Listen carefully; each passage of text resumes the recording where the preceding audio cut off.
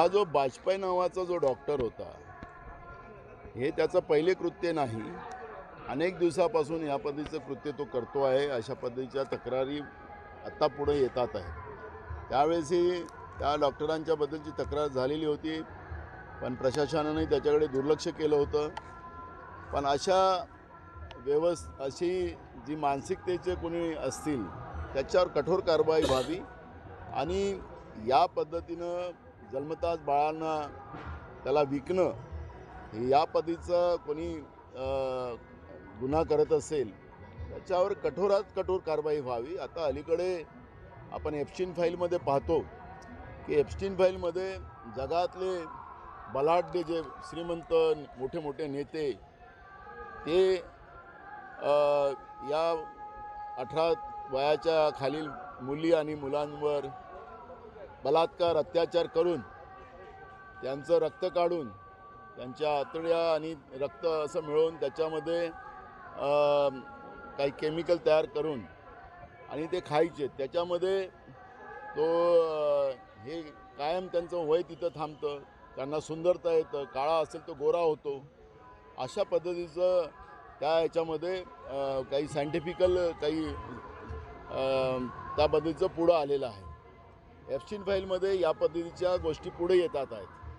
त्यामुळे आता हा जो डॉक्टर आहे या लहान पोरांना काय करत होता काय नाही मी मुद्दाहून याला जोडतो आहे. कारण की आता जागतिक पातळीवर समजा देशाचे प्रमुख आणि अतिगर्भश्रीमंत लोक या पद्धतीचं पाप करत असतील, राक्षसवृत्ती करत असतील, तर या पद्धतीच्या सगळ्या गोष्टीकडे लक्ष घालण्याची गरज आहे. याला इतकं नुसता हा बाळ विकत होता की काय करत होता, या सगळ्या गोष्टीची या ठिकाणी चौकशी व्हावी ही भूमिका आमची आहे. हे एकच परिवार आहे, पवार परिवार. त्यामुळे दोन परिवारात विलय झालं चांगली गोष्ट आहे. त्यामुळे मला असं वाटतं की त्यांच्या पारिवारिक विषयावर काँग्रेस पक्षाने फार काही बोलावं असं काही मला वाटतं. शरद पवार असतील, अजित पवार असतील, हे जे एक परिवार आहे. आता परिवारामध्ये ते का वेगळे झाले, परिवार वेगळे होतात आणि एकत्रितही होतात. त्यामुळे मी त्यांच्यावर जास्त प्रतिक्रिया देणे काही बरोबर नाही. मला त्यांनी काय बोलले ते मला माहिती नाही.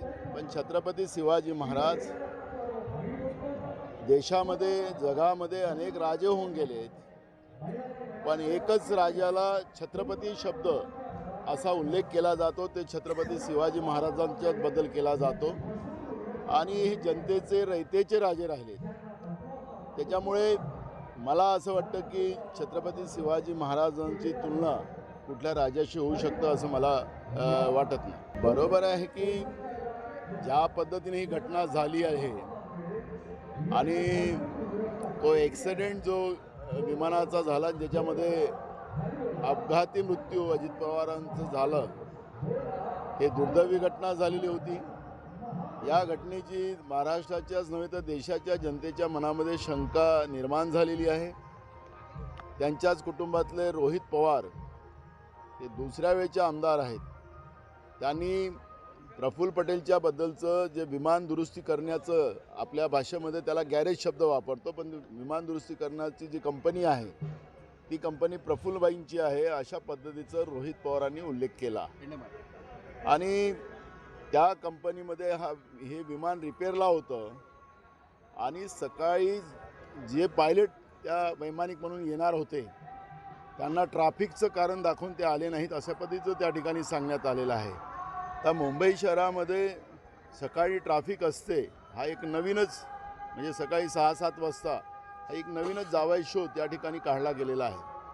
आणि त्याच्यामुळे हे विमान त्यांच्या रिपेअर कंपनीतून प्रफुल्लबाईच्या जे निघालेलं आहे आणि हे वैमानिक जे बसलेले होते ते ड्रिंकर होते अशा पद्धतीचा त्यांच्यावर आक्षेप आहे. त्यामुळे जी रात्री सही मारायसाठी राईस मिलच्या बाबत तो विदर्भातला नेता कोण अशा पद्धतीचा जेव्हा प्रश्न निर्माण होतो त्यामुळे प्रफुल्लबाईच त्याच्यामध्ये पुढे येतात.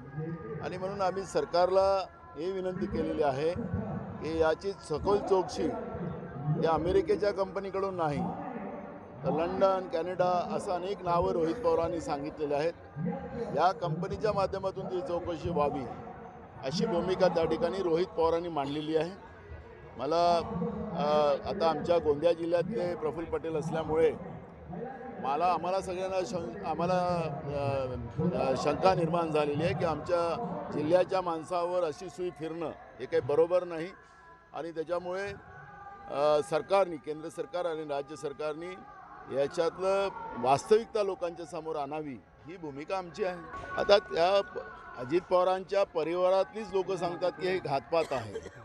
त्याच्यामुळे त्यांनी जे पुरावे दिलेले आहेत, त्यांनी ते प्रेझेंटेशन दिलेलं आहे रोहित पवारांनी, त्याच्यामध्ये 99% ते वस्तुस्थिती त्यांनी मांडलेली आहे.